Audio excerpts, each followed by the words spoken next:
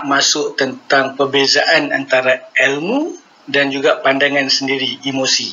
Okey, sebab Ustaz Syahabuddin mengwawarkan bahawa tagline dia adalah memandaikan umat dengan ilmu. So, mana satu yang ilmu? Bagaimana pula dengan pandangan sendiri? Yang mana satukah pandangan sendiri dan emosi yang dikeluarkan oleh Ustaz Syahabuddin? Kita nak kena bezakan sebab kita nak memberi ilmu kepada orang.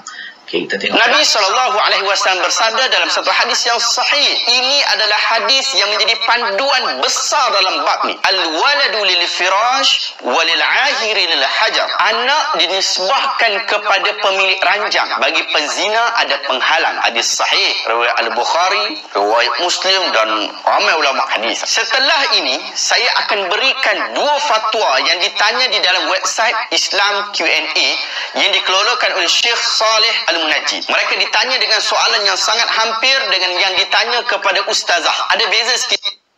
Okey, nampak tak? Ini adalah ilmu. Apabila Ustaz Syahabuddin quote kalam-kalam ulama, menyebut siapa yang memberi fatwa, menyebut hadis Nabi, itu semua adalah ilmu, betul. Tak dinafikan. Itu adalah ilmu yang kita sampaikan. Okey, kemudian video tu saya dengar sampai habis, darah saya menyirak. Saya sangat-sangat marah pada waktu tu. Saya rasa apa yang ustazah itu lakukan adalah satu perkara yang cukup tidak bertanggungjawab.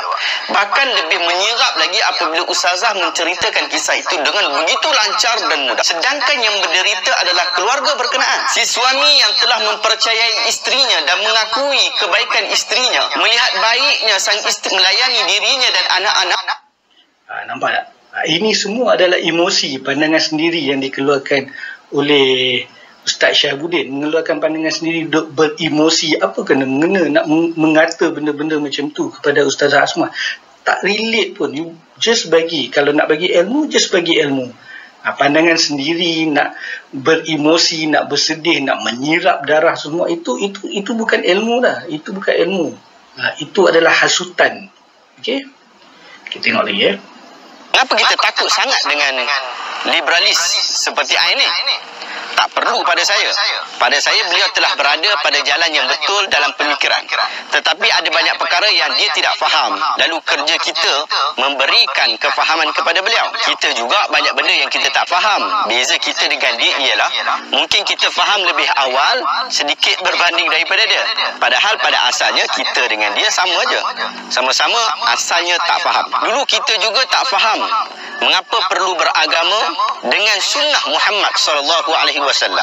Sedangkan bukankah cukup apa yang telah diajar oleh mak dan ayah kita sejak kecil? Tetapi akhirnya dengan bantuan sahabat-sahabat kita, bantuan pembacaan kita, dengan keliberalan itu, dengan kebebasan itu, akhirnya kita dapat memahami tentang maksud ataupun keperluan itu.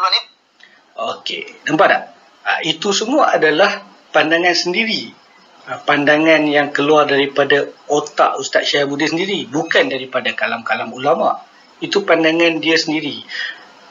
Ustaz Syahabuddin belum cukup lagi matang dan belum cukup lagi ilmu untuk memberi pandangan sendiri. Dan sekarang mengatakan Islam liberal pula dengan hujah-hujah sendiri yang di-assume oleh diri sendiri. Okey, kita tengok apa kata Syekh Hamzah tentang orang yang mengeluarkan pandangan sendiri. Because first of all, opinion is something Imam Shafi'i said, knowledge is qala Allah wa qala Rasulullah wa ma siwahuma wasawis ash-shayatin. Knowledge is what Allah said, what His Messenger said, and other than that is whisperings of shayatin. And one of the signs of the end of time is i'jabu kulli dira'in bi ra'ihi.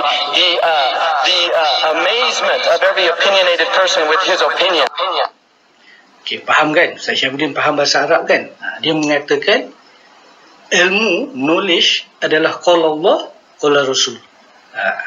Imam Syafi'i yang mengatakannya. Okeylah, kita boleh kata Imam Syafi'i 1200 tahun dahulu. Okey, masa tu tempoh antara Rasulullah dan Imam Syafi'i 150 tahun, 160 tahun.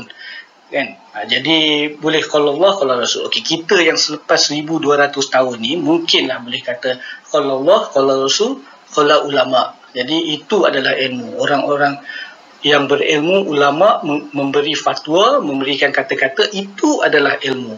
Tapi apabila ia datang daripada otak sendiri, sebelum kita layak untuk mengeluarkan fatwa, kita memberikan pandangan kita sendiri, itu sudah jadi apa yang dikatakan oleh Syekh Hamzah tadi? Ia telah menjadi bisikan syaitan. Ia adalah tanda-tanda akhir zaman. Itu adalah bisikan syaitan. Jadi apabila Ustaz Syahabuddin mengeluarkan pandangan sendiri tambah dengan beremosi, ingatlah itu adalah bisikan syaitan. Itu bukan ilmu.